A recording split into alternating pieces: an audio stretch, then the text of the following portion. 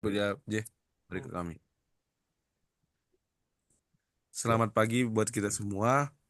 Kami di sini dari kelompok 3, yaitu yang beranggotakan Obenhard Alianto Pasaribu dengan NIM 1 dan juga Jeremy Marcel Pascal Manulang, Alberto Pitulu, dan Firman Bintang Utasoid.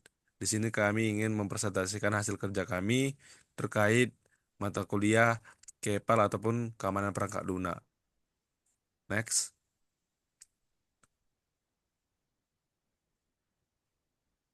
Nah, di sini dalam KEPAL kali ini kita akan membahas tentang risk management, di mana eh, kami akan melakukan dengan website Desa Sibarani Nasampulu.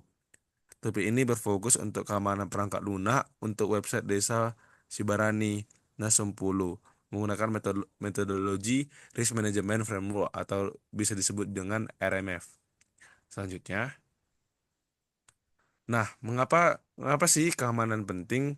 Nah, sebelum itu kita akan mengetahui filosofi kami, yaitu tidak ada hal luhur yang bisa dilakukan tanpa risiko. Keamanan adalah manajemen risiko, sebuah proses berkelanjutan untuk mengidentifikasi, mengurutkan dan memahami risiko sepanjang proyek. Jadi, dalam hal itu, ketika kita sudah tahu bahwasanya risiko itu sepanjang proyek, sehingga kita dapat mengamankan dari risiko itu. Tujuan utamanya adalah untuk melindungi data warga Desa Sibarani Nasempulu dan menjaga kepercayaan publik terhadap pemerintahan desa.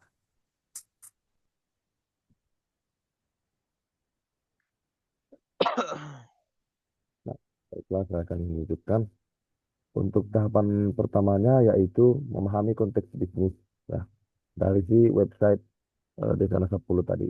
Nah, pertama ada efisiensi layanan. Ini tujuan dari dibuatnya si website ini itu untuk meningkatkan efisiensi administrasi desa bisa jadi. Nah, ada juga transparansi informasi. Ini dalam artian contoh dana ataupun dana desa seperti itu atau jumlah penduduk itu dapat disediakan kepada publik dan publik bisa melihat gitu. Untuk pihak terkaitnya adalah kepala desa dan perangkat desa dan seluruh warga desa. Nah, tahap dua ada masuk ke identifikasi risiko bisnis. Risiko bisnis secara langsung mengancam tujuan desa. Penting untuk mengidentifikasi potensi ancaman. Contohnya ada tiga ya. Pertama adalah kerusakan reputasi.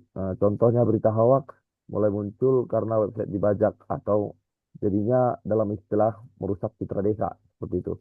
Nah, ada yang kedua pelanggaran privasi. Intinya ini kayak data-data nik itu bocor atau kartu keluarganya bocor gitu. Nah, dan akan menimbulkan privasi masalah privasi yang sangat serius ya. Lalu ada kegagalan layanan. Nah, terakhir ini yaitu website tidak bisa diakses saat warga membutuhkan informasi atau surat online. Misal, contoh misal down gitu websitenya. Padahal warga pada lagi heboh nih, ada mau melapor ini begini seperti itu. Atau ada urusan penting. Nah, lalu ada tahap selanjutnya, ada identifikasi risiko teknis. Nah, risiko teknis ini bisa diartikan situasi yang berlawanan dengan sistem yang direncanakan, mengancam integritas dan fungsionalitas website ya.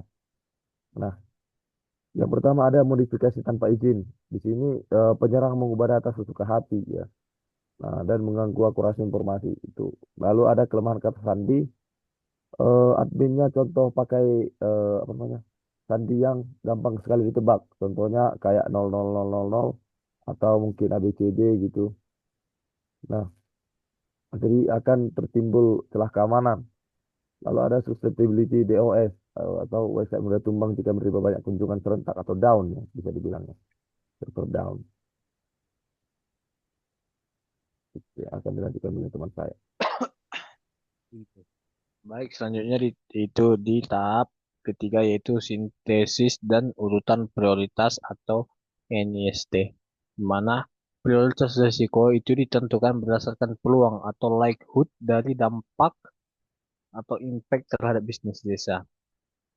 Jadi, eh, pertama misalnya itu contohnya ada kebocoran data warga. Di sini mungkin peluangnya itu sedang, terus impactnya itu sangat tinggi. Jadi dia dianggap sangat diprioritaskan atau tahap kritis. Kemudian misalnya contohnya itu untuk perubahan isi berita atau defacement. Ini risikonya itu tinggi, peluangnya itu tinggi dan dampaknya itu sedang sehingga prioritas risikonya itu termasuk kategori tinggi.